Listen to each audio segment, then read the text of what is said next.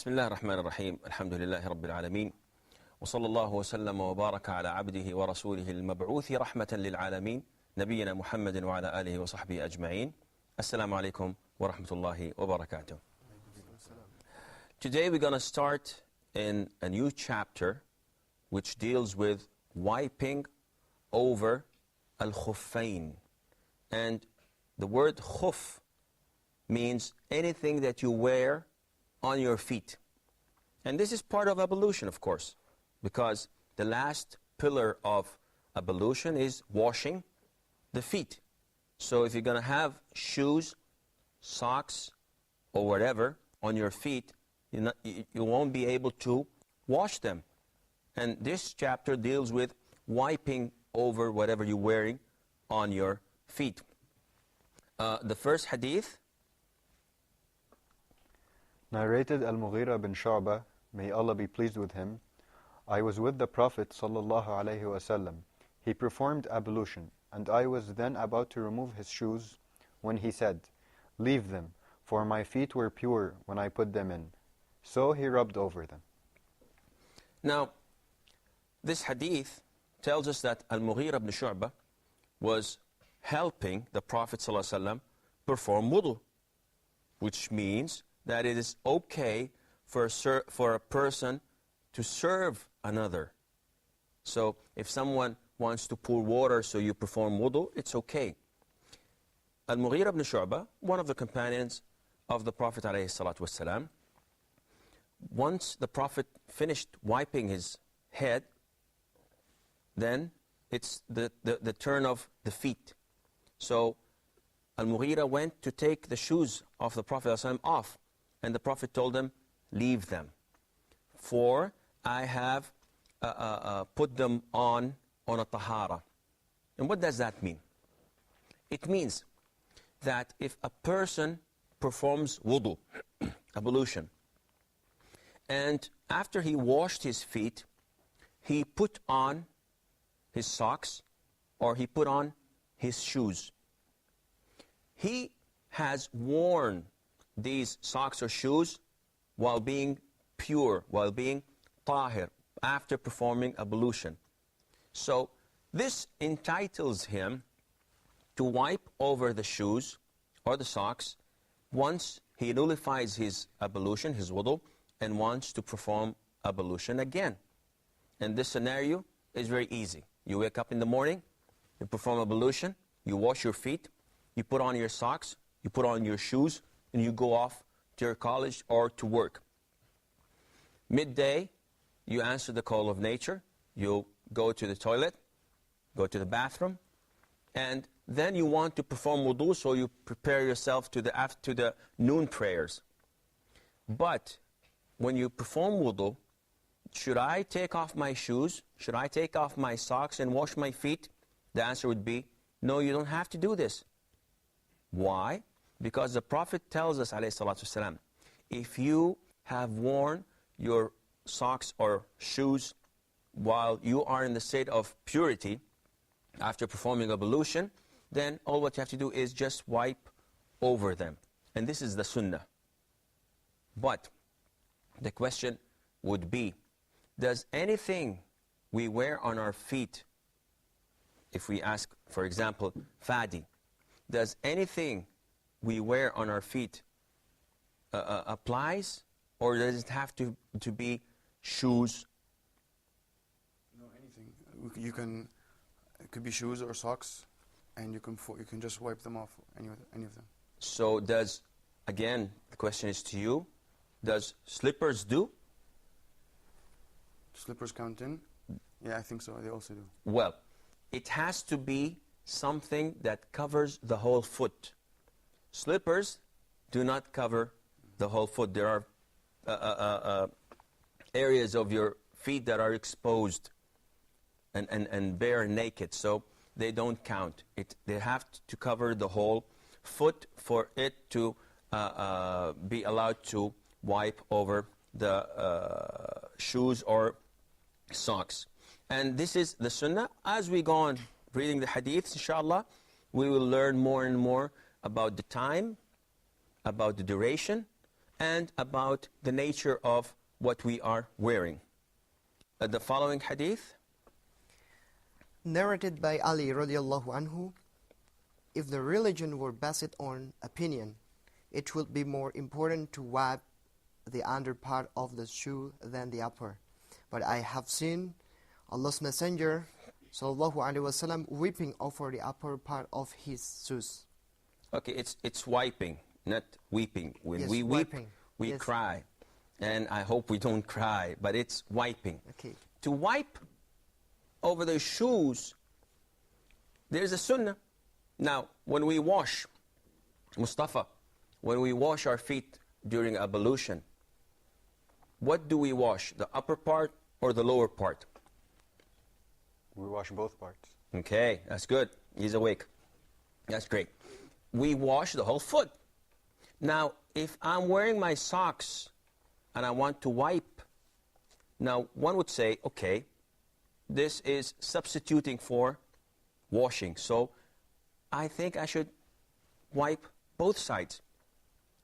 Now Ali says, no, this is not the sunnah. What's the sunnah, Ali? May Allah be pleased with him. Ali says that the sunnah is to wipe over the top of the foot or of the socks. And why is that? Because this is the sunnah. And he's saying that if this sunnah was by logic or reasoning of men, then one would wipe the bottom of the foot, because this is the part that steps on dirt, steps on filth, so it should be more cleaned more than the surface of the foot. And this is not the case. Religion is not by logic or reasoning, though lots of it is. But there are certain areas that Allah Azza wa Jal has made His own. So Allah does not justify every single thing for you. There are things that it's common sense. We can understand that. Allah Azza wa Jal forbids intoxicants. You know, wine, alcohol, drugs. Allah tells you this is haram. Anyone with his sound mind would say, I agree. It's harmful, it could lead to problems, and it's not healthy. Allah Azza wa Jal forbids that one steals from the others, or kills, or fornicates, because these are all part of the 10 Commandments that everyone agrees upon. Yet there are things in Islam that we do not know the wisdom behind them. We do not know the logic and reasoning. So should we do it, or should we stop until we know the reason?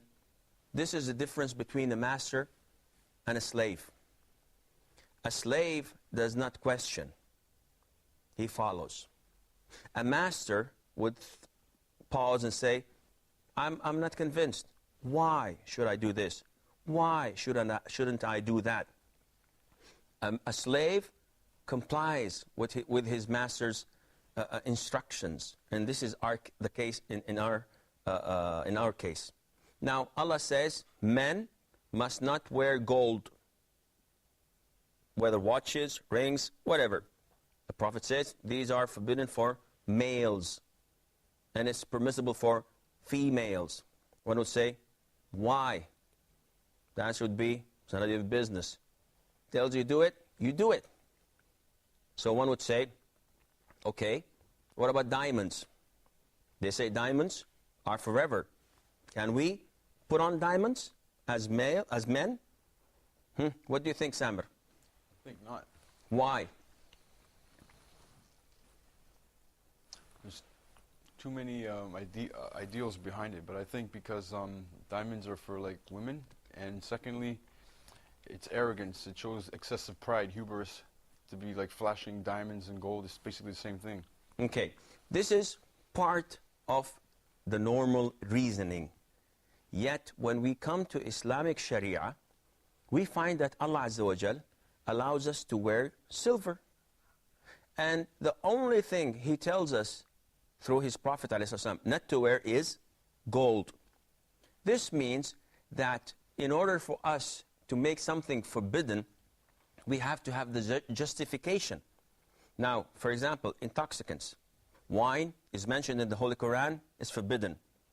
The reasoning, it makes you unaware of what you do.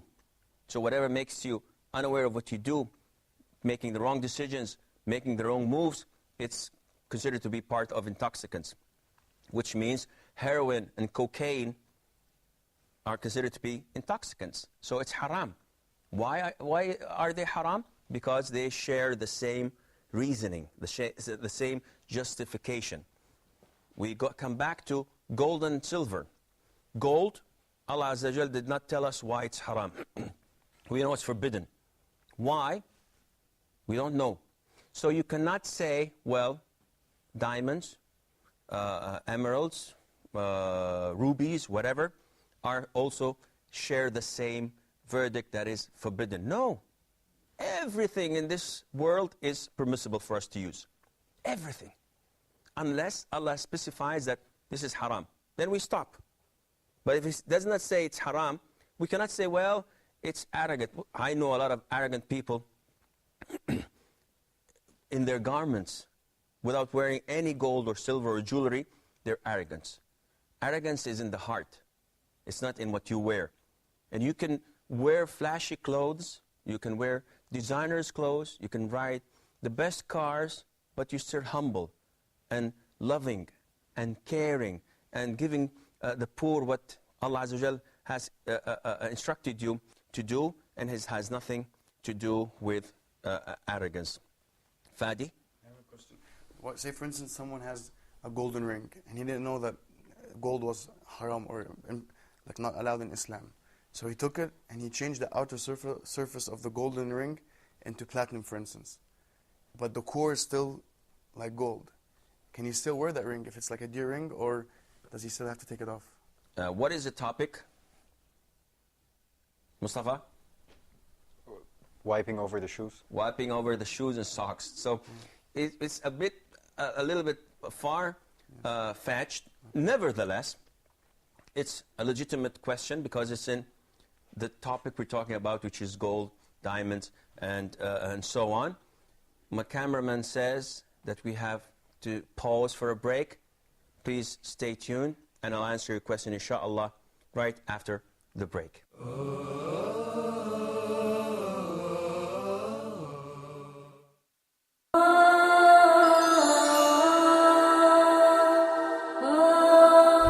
You have questions that bother you. What about issues of concern to you? Would you like to share things on your mind with us? Are you interested in solutions based on an Islamic perspective? Please join me live in Meet Your Advisor every Friday at 9 p.m. Mecca time, here on Huda TV.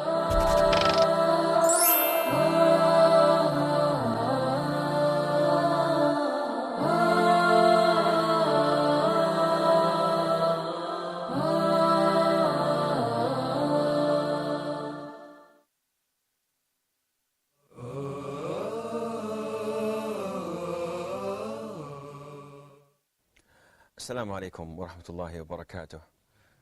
Brother Fadi, before the break you had a question. Not related to the topic, but nevertheless, as long as you've said it, we have to answer it if we have the knowledge, inshallah, too.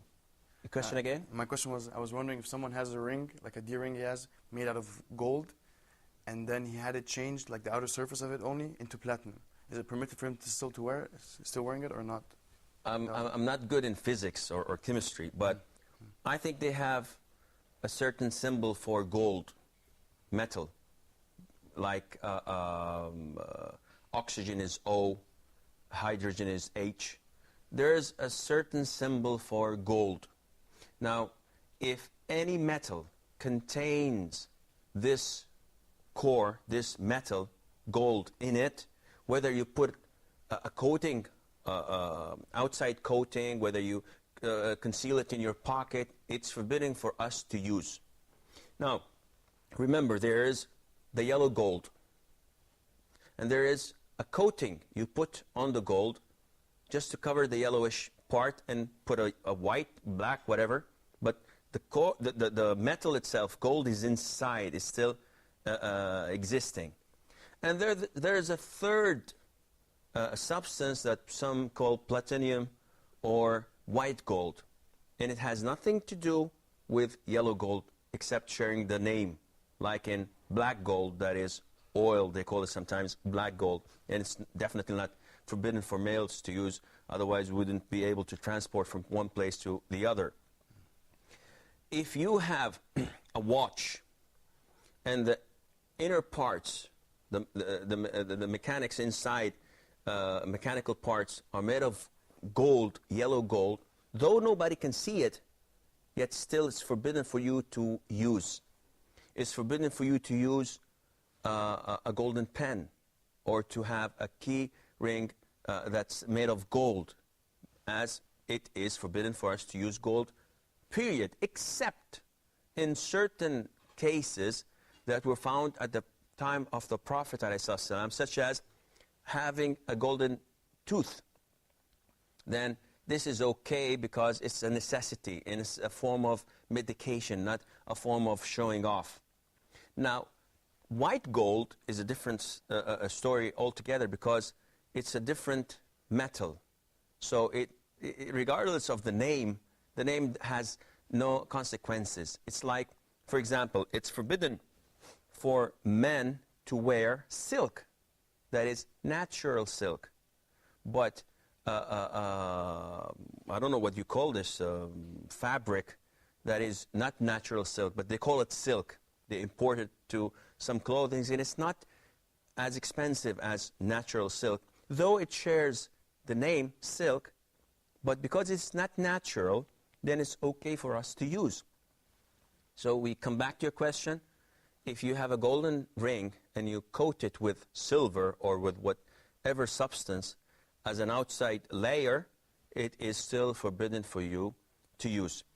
We come back to the hadith of Ali. Now Ali, may Allah be pleased with him, the cousin of the Prophet ﷺ, and the husband of his daughter, the son-in-law of the Prophet ﷺ. He was married to Fatima, the daughter of the Prophet ﷺ. He is justifying this sunnah. The sunnah in wiping over your feet, that is, over your shoes or socks, what you're wearing on your feet, the sunnah is to wipe only the upper part. The lower part is against the sunnah. Ali says it's not logical, but this is religion. Religion is not by reasoning or logic, because if it were to be by reasoning or logic, then you would pause in so many things and say, gee, I don't believe in this. I don't see what's the reason or wisdom behind this, so I'm not going to do it. And this is a big problem. You may succeed in finding the logic or reasoning behind 95%, 98%, or 99.9%, as in the Arabs' election.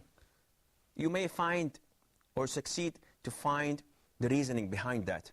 But there is this 0.1% that you did not find the reasoning behind it, though it is there in the Quran or though it's there in the Sunnah. What will happen? Satan will come and tell you, don't accept this.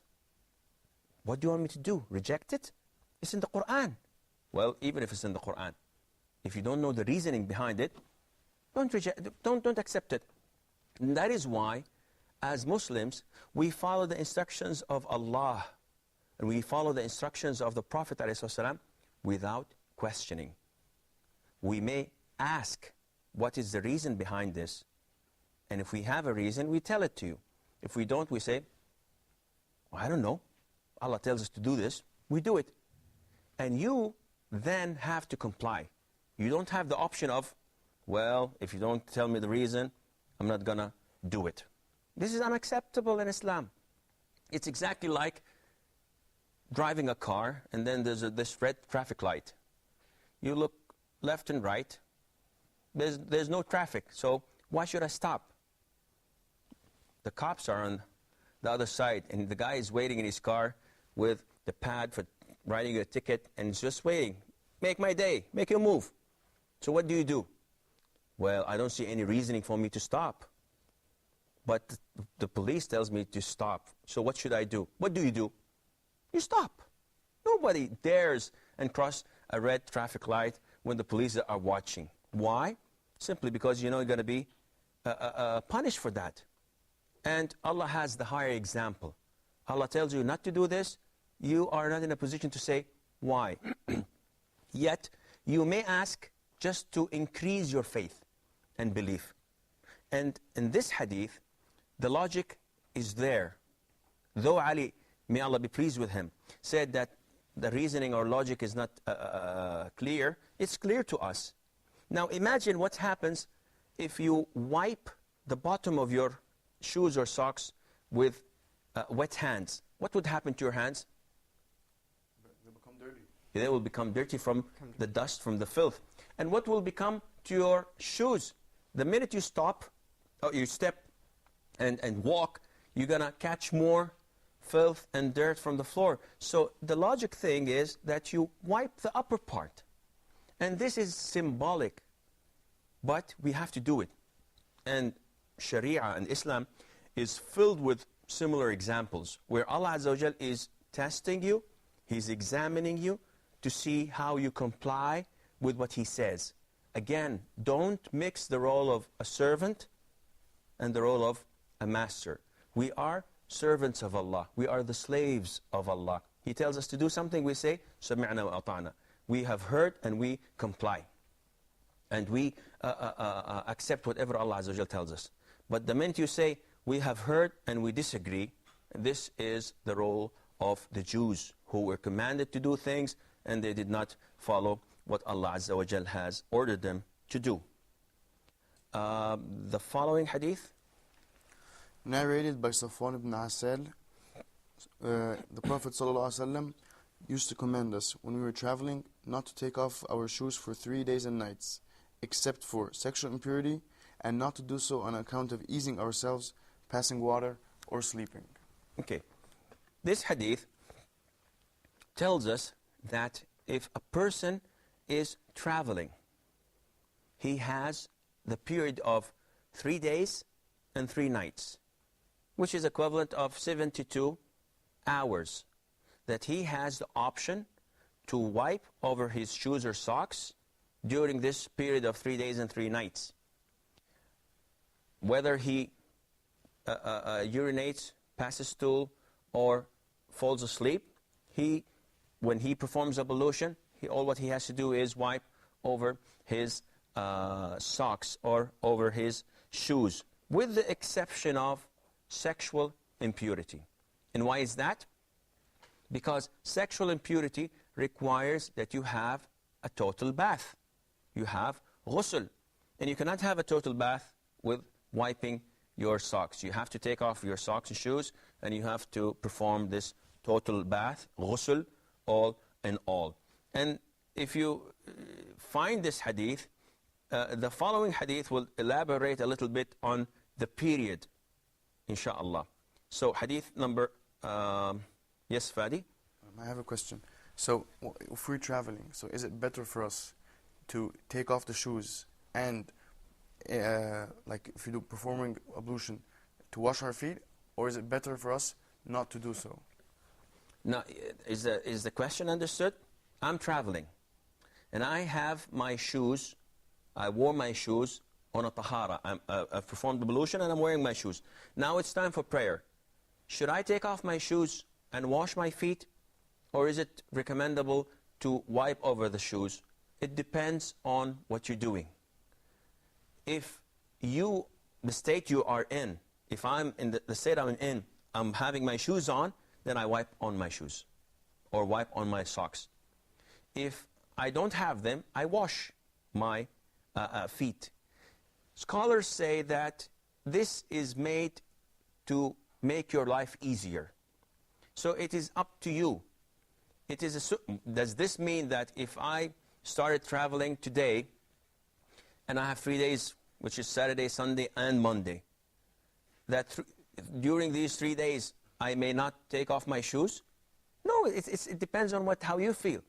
So it's not obligatory that someone, wow, I made a mistake. I wore my shoes on wudu. Now I have to stay 3 full days, 3 full nights without taking off my shoes just to comply with the sunnah. And no one says this. But is it recommendable? Well, if I'm having my shoes on, it's recommendable that you wipe over them, and you have no problem in doing this. And this brings us back a little bit to the previous hadith where Ali says, may Allah be pleased with him, wiping over the surface of the foot. Now, when you wipe over the foot, not underneath the foot, when you wipe over the shoes or the socks, this does not happen. You do not put water in your hands and you soak your shoes or socks. It's called wiping. It's not called washing. So all what you have to do is just wet your hands, and there's no water in it. It's just wet. And all what you do is once from the front to the back of your foot, once. All what you do is once. You don't have to soak it. And a lot of people have this wrong idea of doing it. They wet their hands really well and put some water in their hands and then put it on the socks or on the feet, and this is wrong. You are not supposed to wash it. You're supposed to wipe on it. Again, the hadith where the Prophet ﷺ instructed Safwan ibn Assal, may Allah be pleased with him, that you may, and this is a permission, this is sunnah, you may have 3 days and 3 nights to wipe over your socks and shoes when you are traveling. But how long can I do this when I'm residing? How long can I do this when I'm in my city or in my hometown? This, inshallah, we will come to discuss in a little bit, confusing, but not that confusing. Inshallah, next time we meet. And until then, fi amanillah, wassalamu alaikum wa rahmatullahi wa barakatuh.